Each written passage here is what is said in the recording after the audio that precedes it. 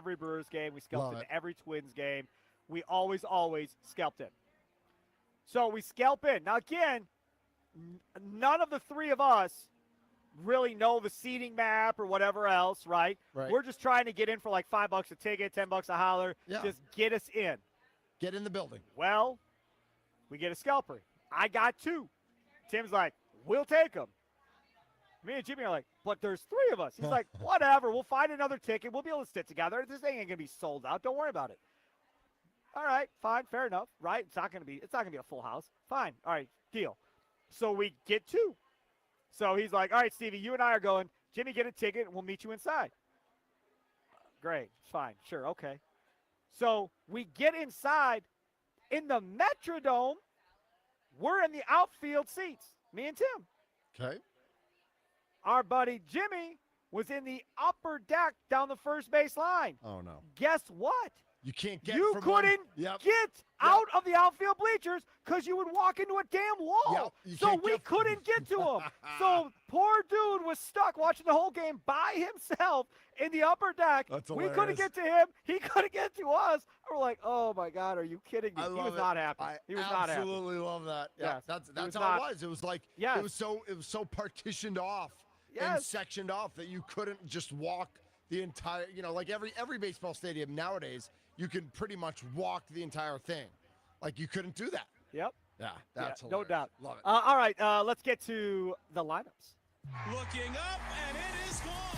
It's almost time for the first pitch. Let's see who's in today's starting lineups. Brought to you by Lakeland University. Experience it your way. Visit lakeland.edu. It's the leadoff show on the Wisconsin Sports Radio Network.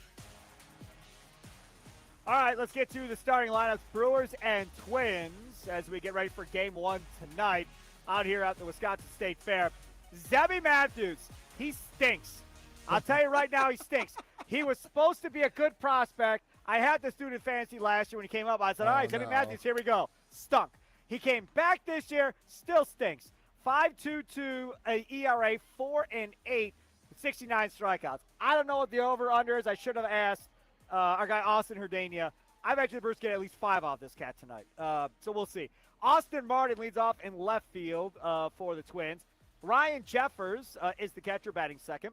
Royce Lewis is at second base. Josh Bell. Remember when all Brewer fans had to have Josh Bell? He was so good. He's the designated hitter, batting fourth. Cody Clemens is in right field, batting fifth. Luke Keishel is in center field, or Keishel, however you say it. And batting seventh is Kalen Culpepper. Yes, a Culpepper for a Minnesota team. Have we ever done this before? Number 8, Victor Carantini. We remember him. He's playing first base.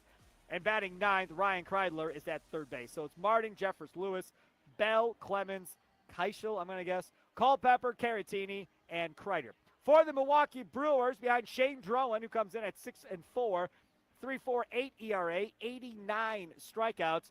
Bryce Terang leads off and plays at second base. There you go. Jackson Churio is in left field. Batting third, and at first base, he's back. Ooh, Jake Bowers All right, let's batting go. third. William Contreras is the cleanup hitter and catching. Hitting fifth and in center field, Garrett Mitchell. Christian Yelich is not 7, but he is 6. Okay. And he is the designated hitter.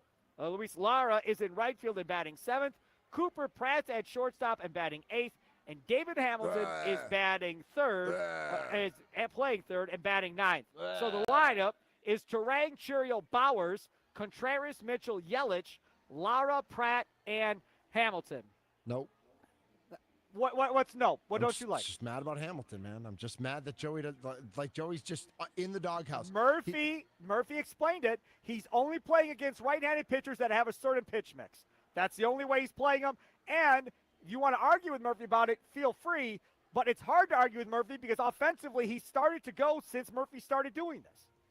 It just seemed like he was. I mean, when Hamilton was on the injured list and he was playing third base more, he was hitting regularly, not just against righties who have a certain pitch mix. He was hitting regularly, even if it was infield hits, even if it was dinky hits. He was finding a way to get on base, and Hamilton's not. Agreed. I agree with you. Hamilton is a perfect bench guy in the postseason. A pinch runner, come in, be a guy that can hopefully get a bunt down because it's been a minute. Get a bunt down in a big situation, maybe a bunt single, whatever. That's really what you want him for. Late inning, after a pinch run, be able to come in, not be too worried about him defensively. I think that's what his role is. Definitely not a starting third baseman. Sparky, go ahead, yeah. My no-no with this lineup that I don't like, you cannot justify to me that Christian Yelich should be batting in front of Lara and Pratt. There's no chance. Lara and Pratt have been playing so well and hitting the ball so well. There's no way. The only reason that man is batting sixth is because Pat Murphy loves him, and he doesn't want to embarrass him. True. That's the only reason, right? If Brandon Sproat was a hitter, he would be batting ninth in this lineup right now because he didn't care about embarrassing Brandon Sproat. That was clear as day. Yep. That was his guy that he beat up on all year like he used to do with Tobias Myers. But Yelich he loves, so he doesn't want to embarrass him, so he's batting him sixth. He has no business batting higher in this lineup than Lara and Pratt in my mind. Here's what I don't love I don't love lefty. I know Murph has talked about from time to time he doesn't really care about lefty-righty matchup. Lara's a switch hitter, though. He can go around. But, against the righty, I guess I don't mind it as much then. But I wouldn't have been surprised. Let's throw Pratt up to 6. And then Yelich, Lara, Hamilton, or Lara, Yelich, right. Hamilton. Pratt maybe is, and maybe, listen, he's a rookie. You want him to be comfortable. He's comfortable in 8th. I don't know why they were doing that thing they did a couple times with Hamilton 8 and Pratt 9. I didn't, I guess second leadoff hitter or whatever. I think Pratt should be 8 and Hamilton 9. But my other thing about Hamilton, back to Hamilton, is like, if you were planning on Hamilton being your more regular third baseman and Joey your backup infielder, you should have made a move for a third baseman. And I don't know who it is. There's no third baseman who are dealt. There are no hitters who are hit. Or maybe they need to just call up Fisher and put him at third. But if you're planning on making Hamilton your everyday third baseman, that's like playing Joey in the first half of the year. Like, you are bankrupt and you can't win playing 8 on 9. You just can't. They're going to try because that's exactly. And he doesn't have the glove to justify it like Joey did at shortstop. Right. I'm. No argument for me, Thunder. I don't disagree with you at all. So again, the lineup for the Brewers: Turang, Churiel, Bowers, Contreras, Mitchell, Yelich, Lara, Pratt, and David Hamilton. It is already time for a break, so take a quick time out. Come back. Leadoff show live here at the Wisconsin State Fair inside the Wisconsin Sports Radio Network studios, powered by the Potawatomi Sportsbook. We're out here till 6:30 tonight. If you stop on out, make sure you take advantage of a cool thing going on. Brought to you by our friends from The Yard. They're giving away a $2,000 in-store credit towards your purchase of 4 custom Adirondack chairs and 2 side tables to register to win. Simply stop by the Wisconsin Sports Radio Network booth right outside the Wisconsin State Fair Expo Center, right by the Milk House, and scan your QR code, and you are ready to roll. Also, don't forget, tomorrow morning, College Sports Weekly here from 9 to 11 with Don Wachillis and Dan Underberg. Sunday, I'll be out here from noon to 1 doing the leadoff show. And then from, not noon to 1, 5 to 6. No, noon to 1, I'm right. Yeah, noon to 1 on Sunday. Yep. Yes, and then 4 to 6, the Potawatomi Sportsbook postgame show with the franchise, Tim Allen and myself out here at State Fair, too. So come on out, hang out with us out here at the Wisconsin State Fair. It has been busy out here, and that is because this is like the coolest place to be right now, in my opinion. Take a quick time out, come back. We'll hit the rewind button on the other side. Back after this.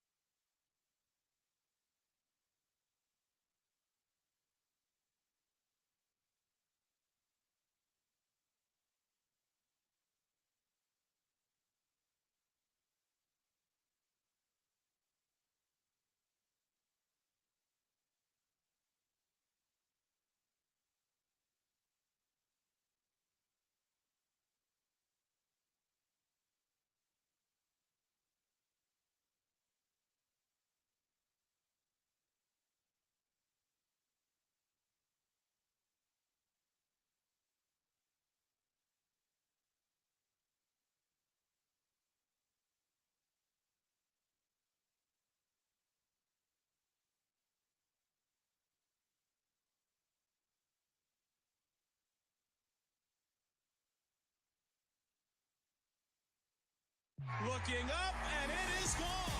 It's almost time for the first pitch. Let's see who's in today's starting lineups. Brought to you by Lakeland University. Experience it your way. Visit lakeland.edu.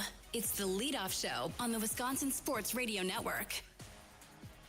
We are live out here at the Wisconsin State Fair inside the Wisconsin Sports Radio Network studios, powered by the Potawatomi Sportsbook. Steve Sparky Fiber with you, getting ready for Brewers Twins Game 1, the leadoff show. Mitch Thunder-Nellis back in the studio. Let's get to the lineups. Zebby Matthews on the mound for the Twins, 4-8, 5.22 ERA. And Shane Drowan for the Brewers at American Family Field, 6-4 with a 3.48 ERA. Minnesota leading off, Austin Martin's in left field, followed by Ryan Jeffers is catching. Royce Lewis is at second base. Josh Bell, the oldie but goodie in some people's minds, the designated hitter and batting cleanup. Cody Clemens is in right field. In center field, I got a name pronunciation correction from our guy Aaron Morris. Luke Keeshall is the center field, batting sixth. Kalen Culpepper is batting seventh and at shortstop. Victor Carantini is at first base. Ryan Kreidler is at third base. So it's Martin, Jeffers, Lewis, Bell, Clemens, Keeshall, Culpepper, Carantini, and Kreidler. For the Milwaukee Brewers, the good guys. Bryce Terang leads off and is at second base. Batting second and in left field, Jackson Churio. Batting third, yes, he's back in the lineup. Jake Bowers is at first base. Batting cleanup and catching, William Contreras. Batting fifth and in center field, Garrett Mitchell. Batting sixth and at designated hitter, Christian Yelich. Batting seventh and in right field. Hold on, Sparky. The Amazon truck just drove by. The whole door was open.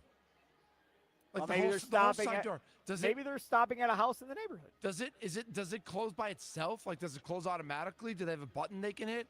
Because the whole side of the truck was open. But I've seen that in our neighborhood where they've got multiple stops. Yeah. And they'll drive around with the side door open. All right. Yep. Okay. All right. Just seemed like he made like a fast turnaround in the parking lot. And if it's going on the interstate, I would advise getting behind it and seeing what you can get when it falls off the truck. Yeah, just grab it. Just hold your kid out the window and see what you can grab. Snag it, yeah. So Christian Yelich, designated hitter, batting seventh. Oh, no, that piano's back. Oh, God. Luis Lara in right field.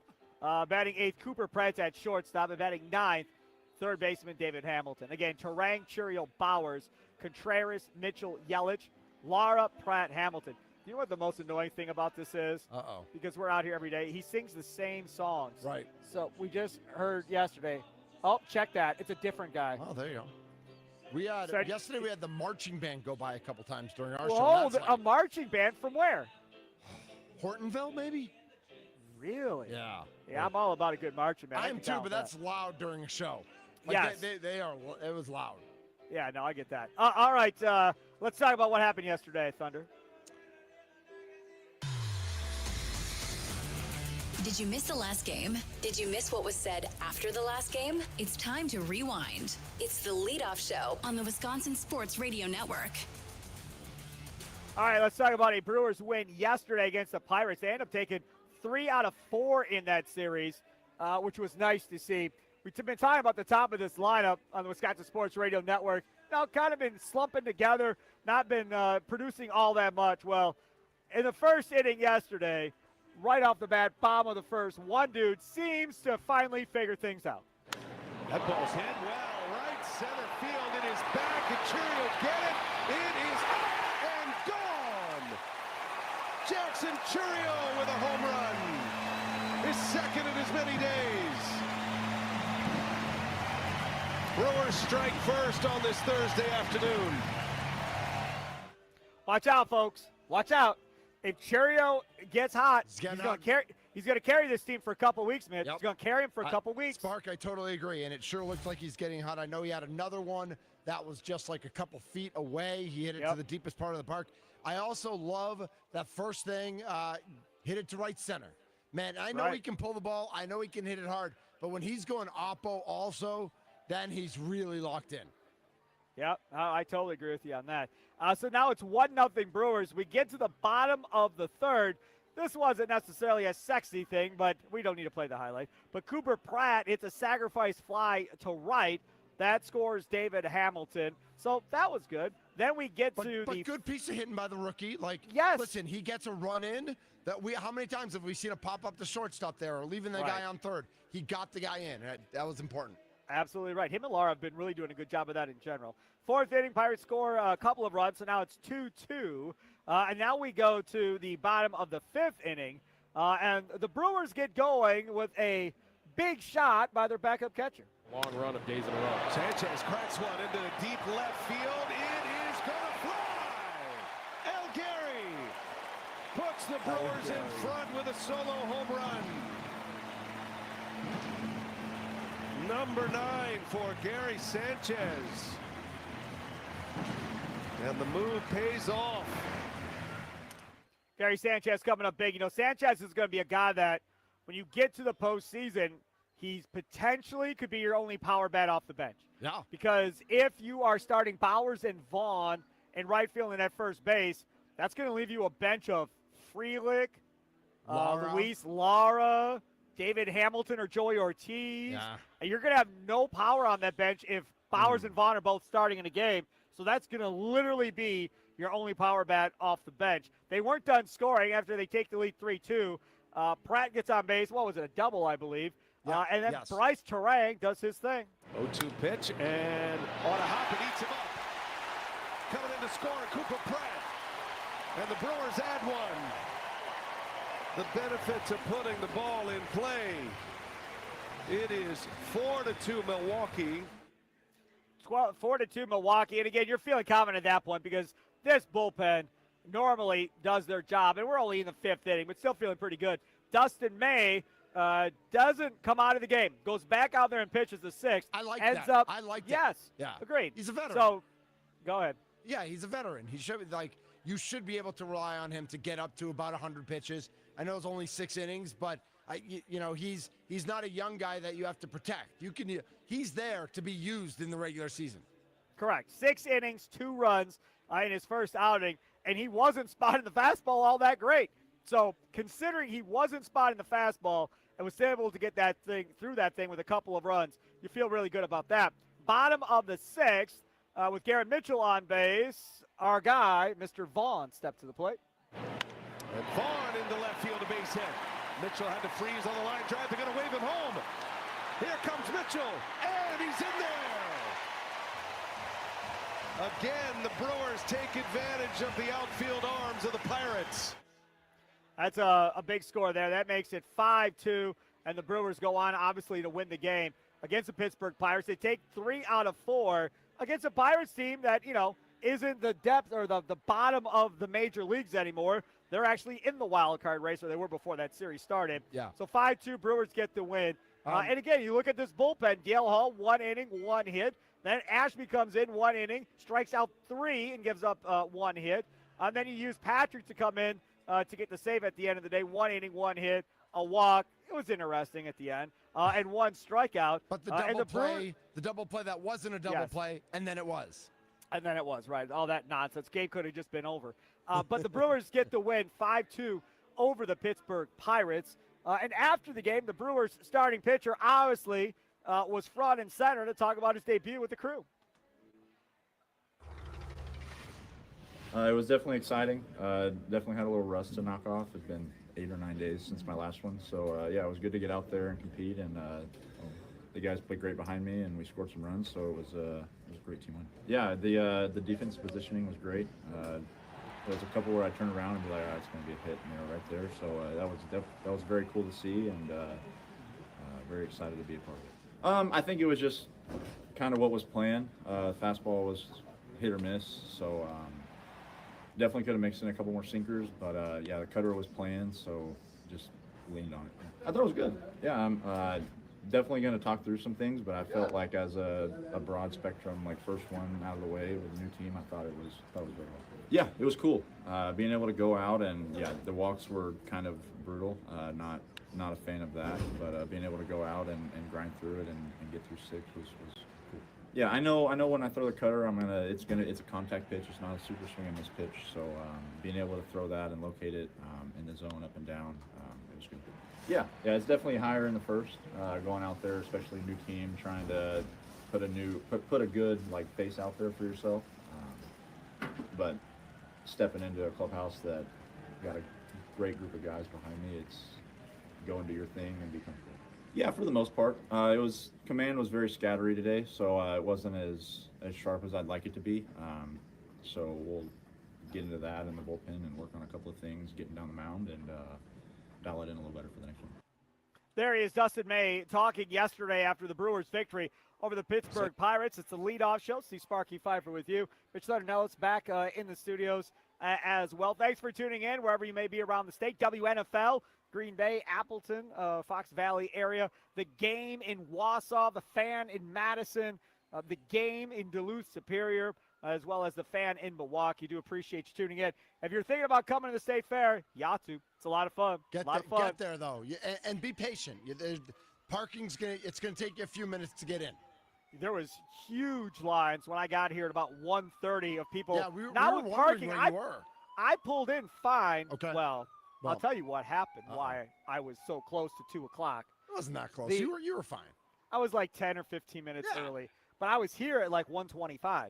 So I park, and where we park for the media is right around the fence from like the tunnel coming in. Right. It's like F or whatever it is. Yep. So I come around.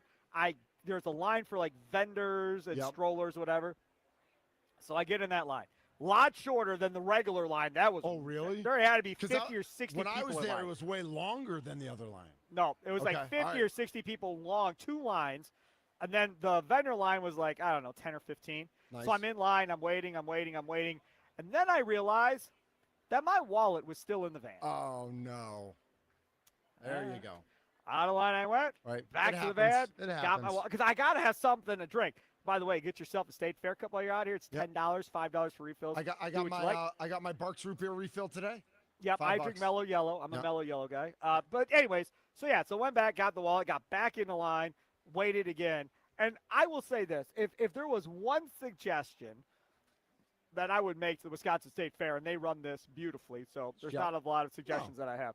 But they should have a separate entrance for the vendors. Yeah. Just a separate entrance. It shouldn't care be where it is. vendors I don't and care strollers. if it's It right, should but just I'm be just vendors. saying, Right. like, I don't care if it's you just come through a door in the expo center to come in, and then you're not waiting in line. You just come in, boom, and you go out through the expo center and off to wherever you go in State Fair Park. Something different, because, like, you have people in the vendor line that have to be starting at their stand or their shift or whatever. At a you get in certain that time. line, right? And you get in line, you're like, oh no. So, hey, again, just saying. Real quick, Spark. I know we were listening to that highlight, Andrew Vaughn driving in Garrett Mitchell, and how Garrett Mitchell had to kind of hold up for a second to make sure the line drive got through. As that happened, I was having a coffee meeting yesterday, so I wasn't watching at the time. I got a text. You have a lot of coffee meetings. I do. Do you ever have a meeting that doesn't involve coffee? I try not to. I try to. I'm a big, I'm a big coffee guy. I know, but there's other things like food. You could go have a lunch with somebody. I'm on the air from noon to 2, so I can't People really do eat lunch after 2 o'clock. They do. We get snacks sometimes. But Big Rumble sends me a text.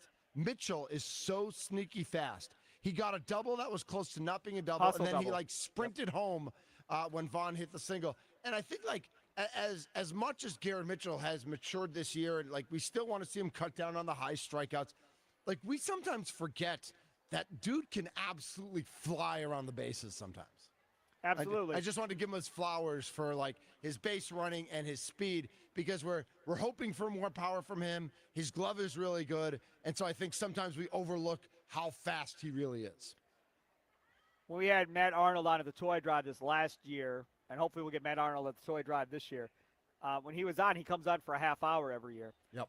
And we were talking about Garrett Mitchell, and he said he's going to be the most athletic guy on the field every time. Like just pure athleticism of dunk a basketball, go do this in football, whatever. He's going to be the best athlete on the field pretty much every single time he's on the field.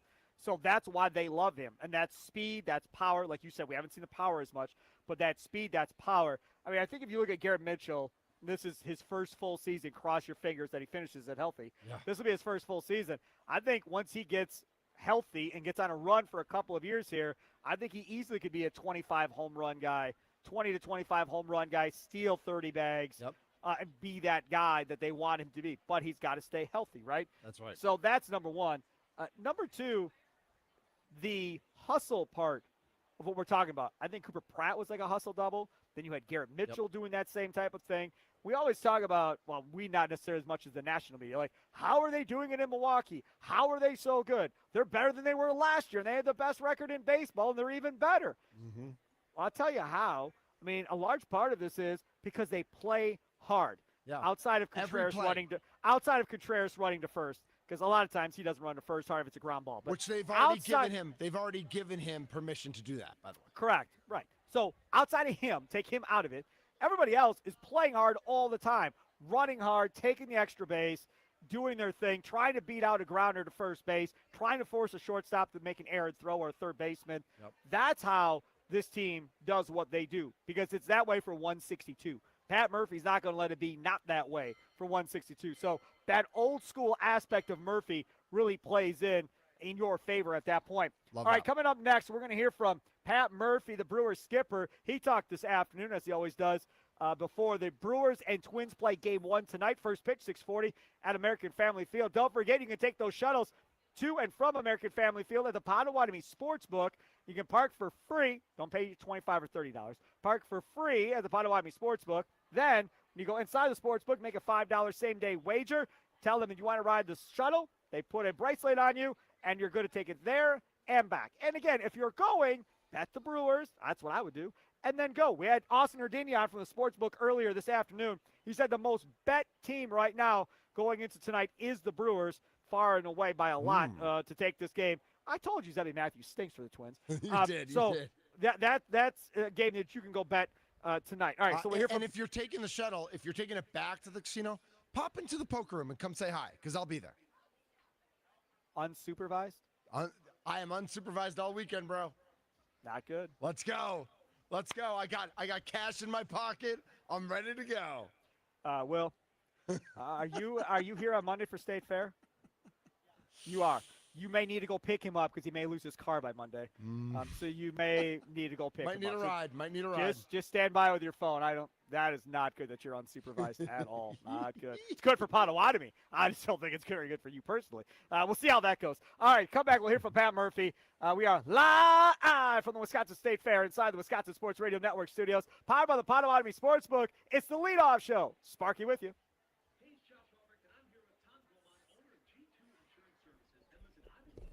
What's up, guys? How you doing? Good.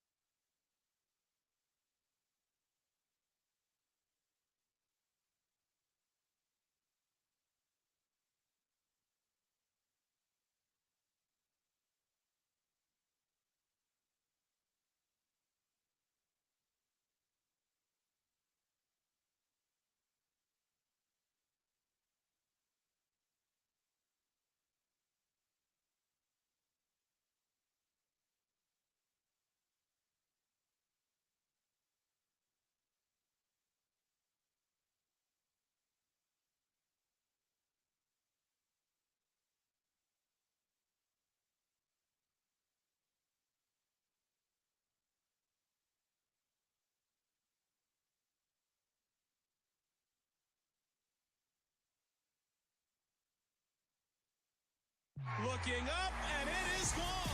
It's almost time for the first pitch. Let's see who's in today's starting lineups. Brought to you by Lakeland University. Experience it your way. Visit lakeland.edu. It's the leadoff show on the Wisconsin Sports Radio Network. All right, let's get to the starting lineup. Sparky out here at the Wisconsin State Fair, just outside the Expo Center, inside the Wisconsin Sports Radio Network studios. Your matchup tonight, the Brewers and the Twins, 6:40 first pitch at American Family Field. Zebby Matthews, 4-8, 5.22 ERA. Shane Drowan for the Brewers, 6-4, 3.48 ERA. For the Twins, it's Austin Martin in left field. Ryan Jeffers is catching. Royce Lewis is at second base. Josh Bell, the grizzled veteran, a designated hitter, cleaning up. Cody Clemens is in right field. Luke Keeshall's in center field. Kalen Culpepper's at shortstop. Victor Caratini's at first base. And Ryan Kreidler is at third base. It's Martin, Jeffers, Lewis, Bell, Clemens, Keeshall, Culpepper, Caratini, and Kreidler. For the Milwaukee Brewers, Bryce Terang leads off and is at second base. Jackson Cheerios in left field. Jake Bowers is at first base. Cleaning up, William Contreras is your catcher. Garrett Mitchell's in center field. Christian Yelich is batting sixth and is your designated hitter. Hitting seventh, Luis Lara in right field. The other rookie, Cooper Pratt's playing shortstop, and David Hamilton rounds out the lineup. He's at third base. It's Terang, Churier, Bowers, Contreras, Mitchell, Yelich, Lara, Pratt, and David Hamilton. All right, Mitch, let's go.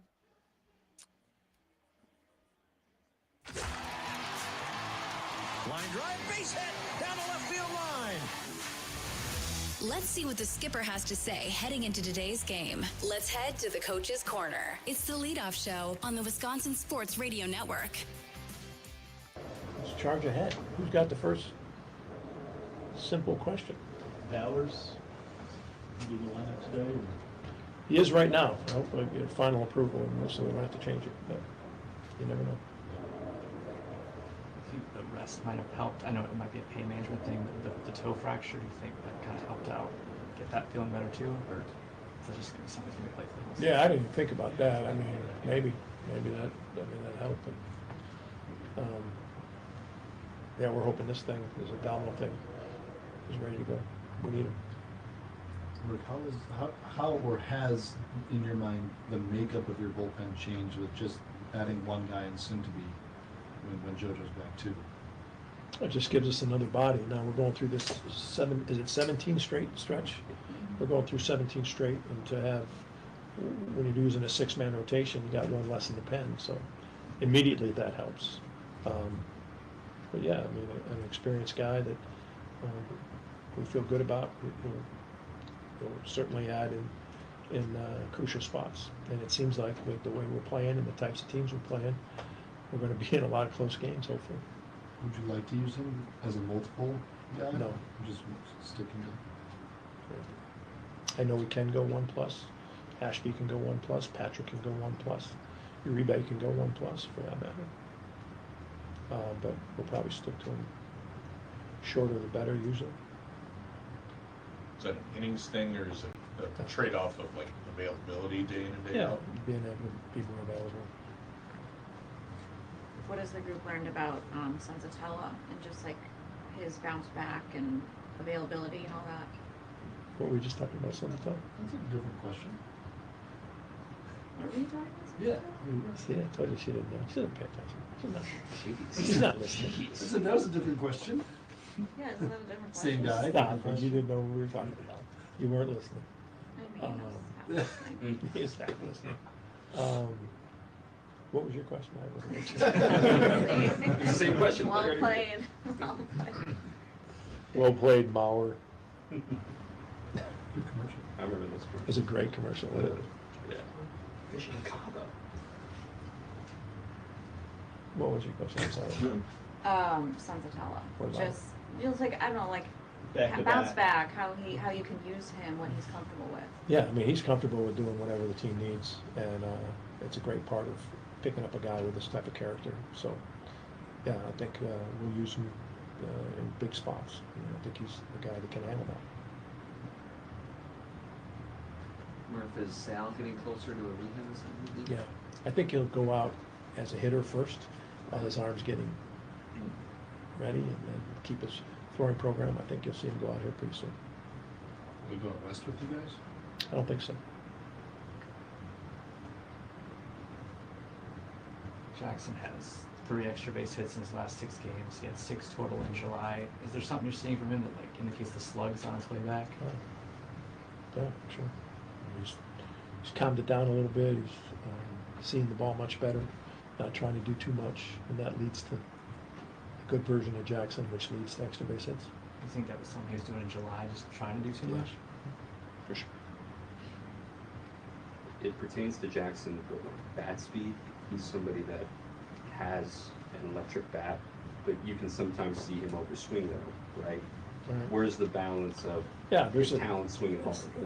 It's like a lot of professions, a lot of arts, right? You can have all the ability in the world, but if your effort outmatches your rhythm, it can get off course. And I think that happens in hitting all the time. They emphasize bat speed. The guys that can swing the bat the fastest in the world aren't the best hitters. A lot of the best hitters have really good high-end bat speed. That's 2 different statements. So if you're just striving for bat speed, that doesn't make you a good hitter. It makes you, it's like a real strong guy being a good weightlifter.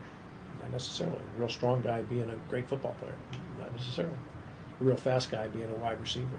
Not necessarily. Bat speed's an element that we have come to find that bat speed, you have to have a certain level of it. But Arias is a pretty good hitter, one of the best in the game as far as contact and batting average, and he doesn't have very good bat speed. If you don't have that great bat speed, how do the hitters who are still effective, how do they kind of make up for it? Like Arias.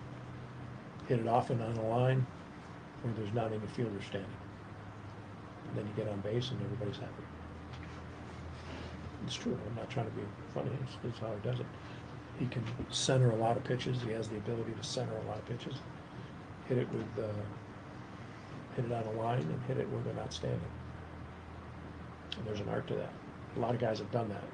A lot of guys. Do you think that means bat speed is more of an individualized number? Like it's not a barometer that every hitter should be looking at. Maybe it matters for some guys more than others. Yeah. I don't think anybody should worry about it. I think it develops over time. And I think it develops with confidence, with a good setup, with a good swing, being in good counts. Look at the bat speed differences between 0-2 or 1-2 and 3-1. There's differences. Why? Because hitters are in a different mindset. So I think bat speed is a tool like any other tool. It's an important one, but it doesn't work by itself. There he is, Pat Murphy, Brewers manager.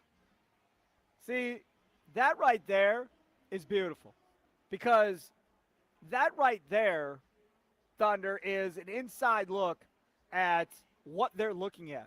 When you start talking about bad speed rates on a 1-1 count or a 2-strike count or whatever, common fan is not paying attention to any of that stuff or caring about any of it. And they're deep diving in and analyzing everything, Thunder. Yeah, they really are. And, he started talking about that with Jackson Churio. Right. And that, he was just unlucky in July and, trying too hard. He's just letting his bat speed do the work. He doesn't have to do anything extra. Yeah, and you else had really good back speed. Alexander Frias, who you traded. But that's fine. I'll get over it by the time I'll give you a hug. No hugs. We don't hug. That's interesting. All right, coming up in the next hour of the show, we'll get you the lineups. We'll eye up the enemy as well. We'll get you some notes on today Brewers-Twins game because they always send us notes through the Brewers PR staff. And I want you to hear this interview we did earlier with Chris Maring, the play-by-play voice of the Wisconsin Timber Rattlers. They're getting ready to take on Beloit tonight. Had him on to talk about it and all the guys he's seen through there.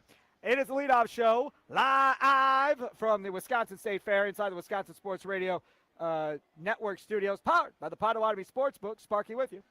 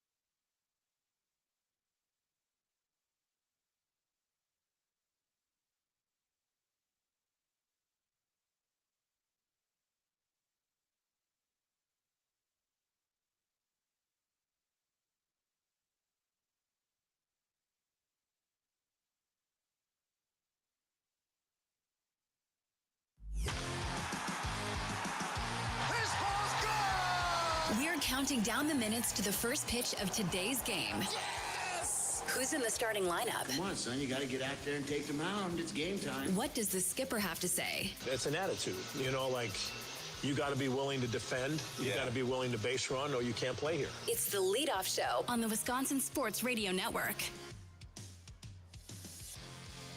Welcome in. We are live at the Wisconsin State Fair inside the Wisconsin Sports Radio Network studios, powered by the Potawatomi Sportsbook. Steve Sparky Fiver here with you. Our guy Mitch Thundernell is back in the studio doing his thing, going up till 6:30. First pitch about 6:40 at American Family Field between the Brewers and the Minnesota Twins. We're going to hear from Chris Merring coming up in just a few minutes. Play-by-play voice of the Wisconsin Timber Rattlers. He joined us earlier on Wisconsin Sports Daily. We went over a bunch of different dudes that Chris Merring has seen come through the Timber Rattlers this year, that were there this year. They ended up going to Biloxi. And then guys that are there now. We talked about some of the guys that are behind that are in Wilson. So if you're a big minor league guy, you're going to want to stick around for that. I have a question for Mitch Thundernell because you know this person far better than I know this person. I've known him for a long time, but I don't know him like you know him. Does Josh Albrecht from Wisconsin Sports Wake Up Call from 6 a.m. to 8 a.m. and then Steve Zabin show with Josh Albrecht, does he like live here at the State Fair when he's not on the radio? Because that dude was here, I don't know, like 3 hours ago, and he just came running back shooting video of me and then went running off again. I mean, he has a plan every day he comes. So, like yesterday, he tried all 3 of the finalists for the Sporkies and some other foods. Today, he was doing the drinkies. So he might be a little loopy right now, Sparky, because he was testing out all 3 of the loopies, and he does it with his wife. And then their son Jordy always has I was talking to Jordy earlier. Or two. Yeah, he always has a corn dog or two. He does a corn dog count. I mean, so he like spends hours at the State Fair. Yes. You brought up corn dogs, and I should have mentioned this earlier. I forgot, but I will start promoting. They didn't ask me to promote. I'm going to do it because I believe in not spending a ton of money in life. Okay. Inside the Expo Center right here, right behind us. Yeah. If you go in there, they have a concession stand when you first walk in. I saw it, yep. And I've been going there and filling up my cup with Mellow Yellow. Okay. But in there, and only at that concession stand, the sign says. Nowhere else in State Fair Park. Only at this concession stand inside. Yep. If you have kids, listen to me. A hot dog at the concession stand inside, only this concession stand, is $2.50. No. Only No at this way. concession stand. There's not a $2.50 hot dog at State because of the 250th anniversary. Just at this concession stand inside, $2.50. I'm having 2, and I'm not there on Monday, but on Tuesday I'll be back. On Tuesday I'm having 2. I mean, think about it. Those of you that have kids that never eat everything, and you're going to spend whatever at the State Fair, you bring them inside here. There's tables and everything else. You want a hot dog, Joey? Yeah, I want a hot dog, Dad. Okay, we'll get you a hot dog, $2.50. Here you go, no problem. First, it's going around somewhere else. Do you know how much it is at the steak stand around the corner of the Expo Center? No. The all beef. Now it's an all beef and it's a big one, but it's $9. Yeah. It's $9. I mean, and you I get went to onions and peppers, like you get stuff on it, but still, it's $2.50 for a hot dog. You can't beat that. Yes. I went down here. I was leaving. And my favorite thing here now is the corn in the cup, Mexican corn in the cup. Oh. So I walked over there to go see what that was, and that's like $8 for a small cup. And then $10 for a bigger cup. Get the big big myself, cup. for $2.50, I can have 3 hot dogs, and I'm feeling good about life at $2.50 for a hot dog. What is that? Oh, a cheese curd type deal? All right, I'll take one of those. Thank you very much. Sparky, I can't eat it while I'm talking on the air, but I had I'll eat it in a break. Spark, I had all 4 milks today. You had all 4 milks at the milk house? Milks today. Yep, I did my milk testing today. Root beer's the best. Root beer's the best. It's not even close. The s'mores is really good, except there's not much graham or marshmallow, so it's basically chocolate milk, which I'm not mad about because I like chocolate milk. Like, chocolate milk is delicious. Yeah. The red velvet was a little too thick, and the birthday cake just tasted like vanilla, which, again, really yummy, but it just tasted like vanilla. So, but they were all fine. They were all good. I think the brownie's the most underrated part of that whole thing. I think you're right. That brownie's really good. And people get the milk and they walk away. But I'm telling you, you all are missing it by not getting that brownie. All right, we've babbled on long enough. All right, let's get to the lineups. Looking up, and it is gone. It's almost time for the first pitch. Let's see who's in today's starting lineups. Brought to you by Lakeland University. Experience it your way. Visit lakeland.edu. It's the leadoff show on the Wisconsin Sports Radio Network. This cheese curd nugget thing that lady just gave me. Did you have it? You can see inside, it's a see-through. You can see the cheese inside of it. It's dripping out of it. Do you want me to hot. talk? Do you want me to talk for a minute No. so you can eat it? All right. No. I'm giving you permission. No. All right. Not doing that. No. Shane Drowan on the mound for the Brewers, 6-4 with a 3.48 ERA against Zebby Matthews. What do we know about Zebby Matthews, Thunder? Stinks. Right. 4-8 with a 5.22 ERA. Your lineup for the Minnesota Twins: Austin Martin in left field. Ryan Jeffers is catching. Royce Lewis at second base. He's batting third. Josh Bell, the designated hitter. Cody Clemens in right field. Luke Keeshall's in center field, batting sixth. Kalen Culpepper is at shortstop. Victor Caratini's at first. And Ryan Kreidler is at third base. Martin, Jeffers, Lewis, Bell, Clemens, Keeshall, Culpepper, Caratini, Kreidler. I'm telling you right now, if Zebby Matthews throws a no-hitter or a shutout, everybody's going to blame me for this leadoff show. Yes, Guaranteed. Bryce Terang's at second base and leading off, batting second. Jackson Chirios in left field. Jake Bowers is at first. William Contreras is catching. Gary Mitchell's in center field. He's batting fifth.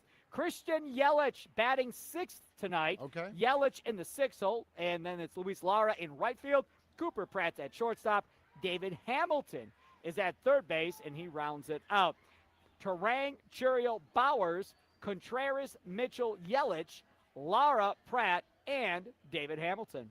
Nicely done. All right, now I forgot, were we doing Eye on the Enemy or Building Yes, a Winner? sir. All right, Yes, that's what I sir. thought. Nobody likes them. Craig Counsell returning to American Family Field. We all want to see them lose. It's not my job to tell people how to feel about something or even to figure it out. Let people feel how they want to feel, and I'm good with that, and I think it doesn't have to be all positive. It's time to eye up the enemy for today's game. It's the leadoff show on the Wisconsin Sports Radio Network. All right, so when we eye up the enemy, I always like looking at said pitching matchups just to kind of see how guys do against different pitchers as we get ready to kind of head into this thing here at American Family Field. Now, when you get younger pitchers, it gets to be a lot more difficult in that aspect. So, for instance, the Minnesota Twins, nobody has faced Shane Drowan for the Minnesota Twins. Makes sense. Thunder, do you view that as advantage hitter or advantage pitcher when you have those situations? We've talked about this for 20 years, Sparky, how that's always been an advantage. When the Brewers hadn't faced somebody before, they always struggled against that guy. Yep. Right? We always saw that. So if that's going to be true, then the reverse has to be true also. That's got to be at least a little bit of a benefit for Drowan that the Twins have not faced him. I think it's advantage pitcher, advantage the lefty. All right, very good. And he'll need all the advantages, or they'll need all the advantage they can get against Drowan, because the Drowan's been pitching well lately. Yes, he has. For All the year, Milwaukee Brewers against Zebby Matthews, Bryce Terang, 0 for 2 with 2 strikeouts. Jackson Chiriot, 0 for 2 with 2 strikeouts. William Contreras, 0 for 1 with 1 strikeout. And Christian Yelich, 1 for 1. Let's go, Yelich. Combined, of the guys that I've seen them, they are 1 for 6. That goes against me saying Zebby Matthews sucks, but trust me, he does. Don't worry. I will not let you down. This will work out the way that I'm telling you it's going to work out. Real quick. You can trust me. I've never jinxed anybody. That's right. Real quick, one eye on the enemy. He's on the injured list right now. But when we think about the Twins, we always think about Byron Buxton. Yep. And, that's been a hit to them that he's out of the lineup. I know the past couple of years he's really been on and off the lineup. Let's see. His comeback's been, he's got a hip. It's been slower than expected, but he's starting to pick things up more, weight training stuff, lifting. So he's hoping to get back soon. Dude's got 25 home runs this year, an 864 OPS. He makes a difference when he's in that lineup, and he makes a difference for the enemy. He makes a difference for the Brewers when he's not in that lineup. But he's another guy that's been hurt his whole career and can't stay healthy. So exactly, he's got to stay on the field, and he's hurt again. Brewers and Twins overall in Milwaukee at American Family Field. The Brewers 35-32 at American Family Field in their time against the Twins. Last year, they lost the series to the Twins, losing 2 out of 3. In Minnesota last year, the Brewers swept the Twins in Minnesota. The record at Target Field, 21-22 at Target Field after going 58-68 at the Metrodome back in the day. So we'll see how this all plays out here for this series. Now, again, pitching matchups the rest of the series. Robert Gasser tomorrow against Taj Bradley. And then on Sunday, it's Jacob Mizorowski versus Connor Prelip, the rookie, for the Minnesota Twins. So that is the next two games. We'll see how that all goes. Well, and your guy, Spark, your guy, Zebby Matthews, who I know you think is really good, in 7 fewer innings than Shane Drowan, has given up more than double home runs. Yeah. So I know the Brewers hit 2 home runs last night. Let's see if they can go multiple home runs again tonight off a guy who does give up home runs. An American Family, didn't they only have 1 home run yesterday? Wasn't it just Churio? Oh, right. It was 2 days ago. 2 days ago they had 2. They had Churio and Vaughn. Shane Drone at American Family Field this year, 2-2 with a 3.73 ERA in 14 games, 6 starts, 50 2/3, 21 runs for Shane Drone this year. So feeling good about our matchup tonight for sure, but it's time to do a build a winner. The key to building a winner in baseball is a strong minor league system. Who are the names we should know?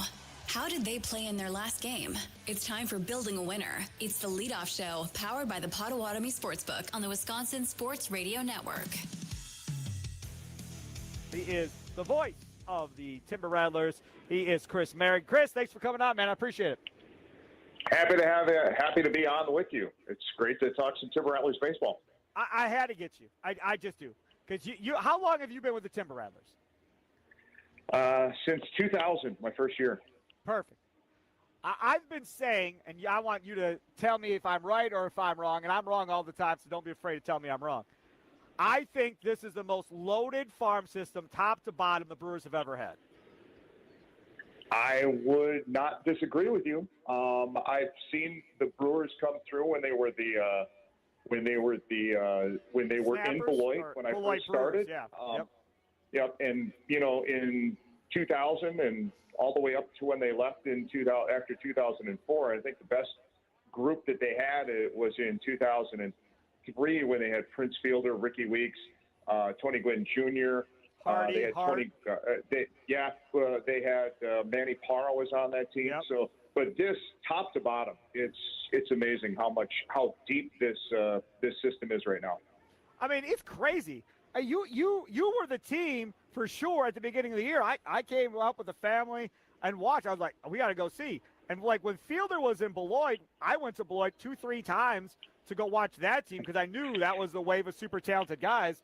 Beginning of the year, I mean, you've got Fisher, you've got Ragsdale, and I think at the beginning of the year with Ragsdale, nobody knew he was going to be what he was. The game I happened to go to, he hit a home run, and then I really started kind of following along because I hadn't been talking about him to that point. And you had him. You obviously got Payne that's obviously doing well. You had Adam Shevsky. You still got Pena that's there. You had the team in the system prior to those guys all kind of moving up. I want to kind of go one by one here. Your thoughts on Fisher and who he compares to of who you've seen in the past. Is there a comparison for him? Because the national guys don't want to give him the love because of his strikeout rate. And my argument is, dude's hitting around 300. He's going to hit like 40 home runs. It's hard for me to get down on this dude. What about you? I do have some concerns about the swing in this, but when there is a swing in contact, that's going to go a long way. The defense needs to pick up a little bit.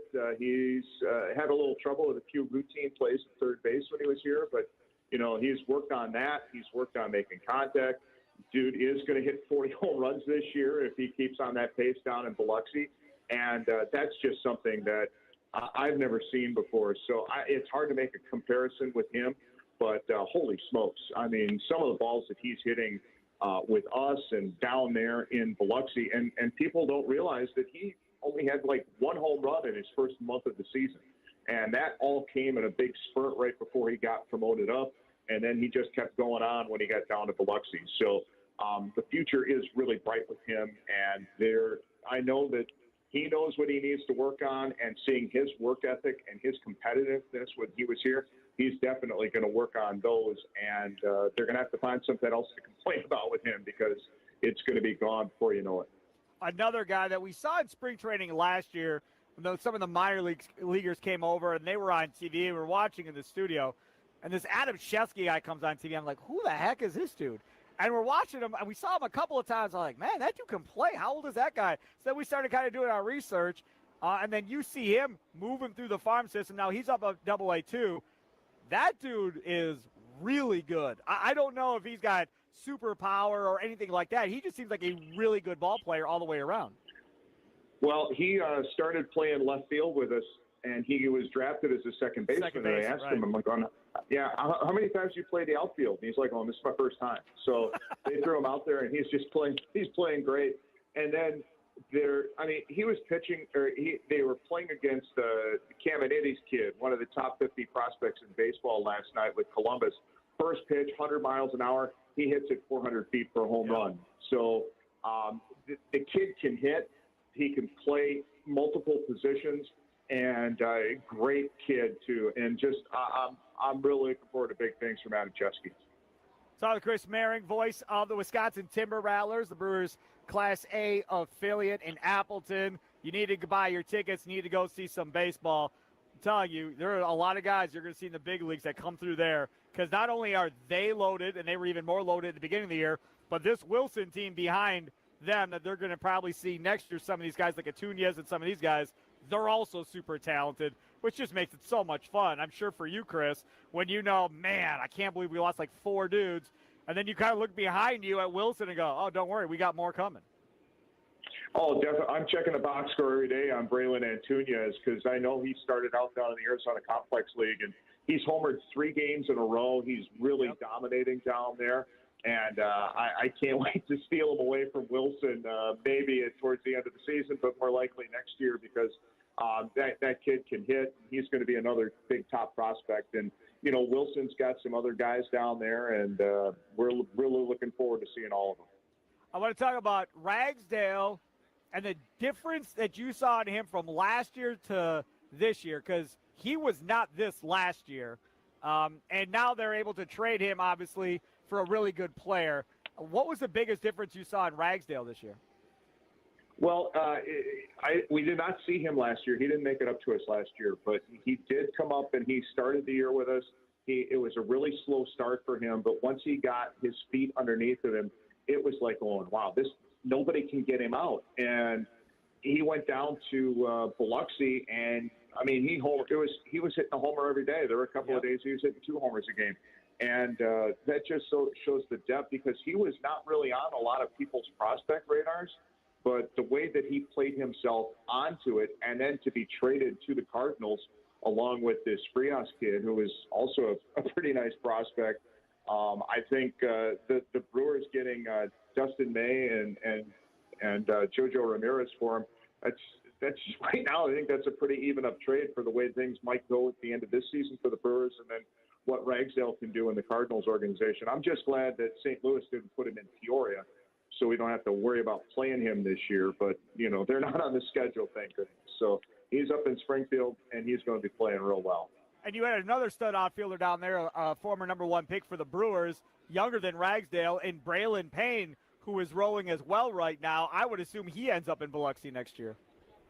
Yeah, I don't think there's any doubt. I know there's some prospect watchers that are kind of calling for him to go up there right now, but where are they going to? Where's there room for him? And plus, we're in a playoff chase too. We kind of need his back. So, but no, I mean, he's doing stuff that no teenager has ever done in the Brewers system.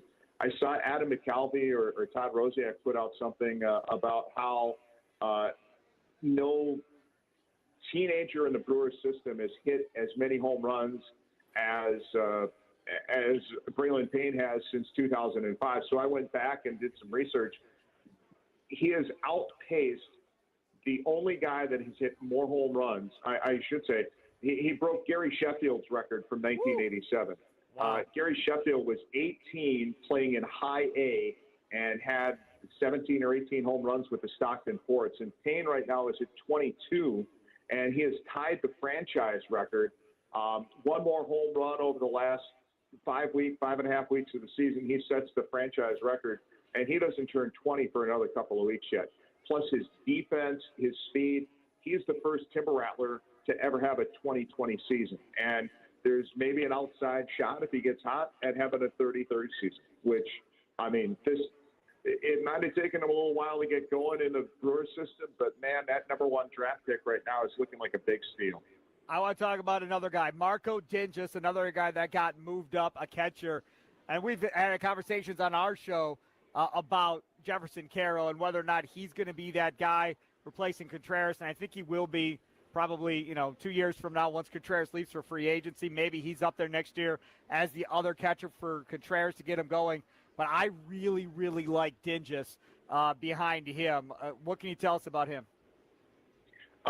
Still really kind of learning the catching position. I know that he's been limited in his catching duties this year, but with a bat like that, the way he can hit the baseball, they're going to find a position for him and find a spot for him. So I love Marco's competitiveness and fire, and man, I heard him in spring training this year.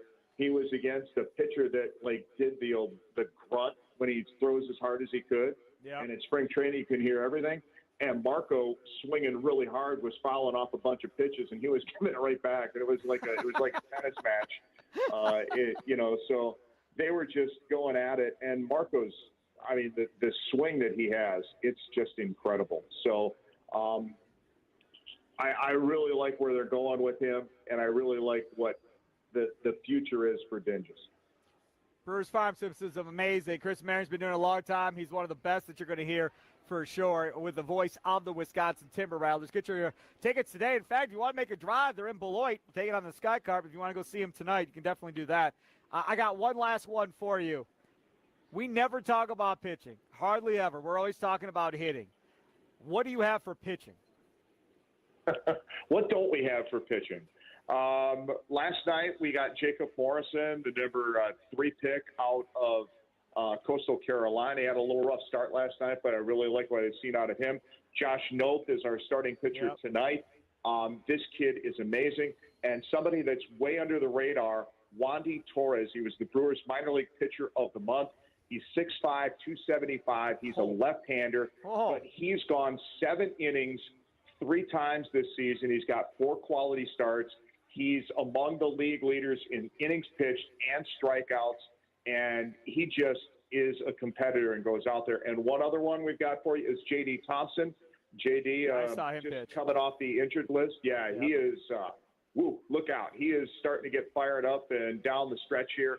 I really like what I've seen out of him. And the whole pitching staff, I know they had a little bit of a rough go of it earlier this season against South Bend, so those season totals might not be the greatest, but they are really kicking it into gear here in the second half of the season. And those guys are all people to keep an eye on.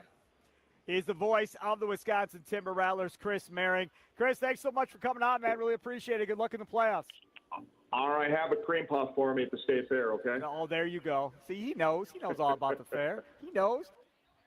He does know that he is Chris Maring. Great dude. Love having him on. Play-by-play voice of the Timber Rattlers. That was from earlier today, Wisconsin Sports Daily. We're out here at the Wisconsin State Fair broadcasting live inside the Wisconsin Sports Radio Network studios, powered by the Potawatomi Sportsbook. See Sparky Fifer with you, getting ready for Brewers-Twins Game 1. First pitch is at 6:40. It's the leadoff show. We'll come back, give you starting lineups, and wrap it up. Coming up next here on the Wisconsin Sports Radio Network.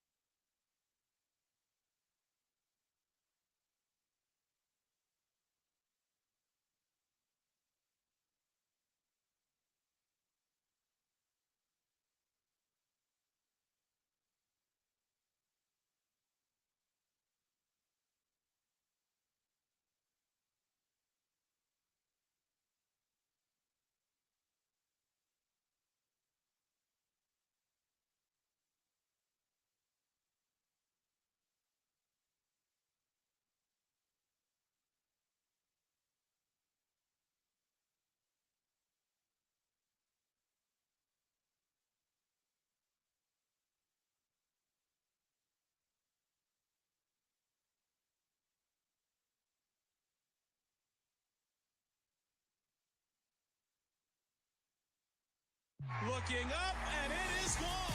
It's almost time for the first pitch. Let's see who's in today's starting lineups. Brought to you by Lakeland University. Experience it your way. Visit lakeland.edu. It's the leadoff show on the Wisconsin Sports Radio Network. All right, time to get you ready for the game tonight. First pitch coming up in about 10 minutes.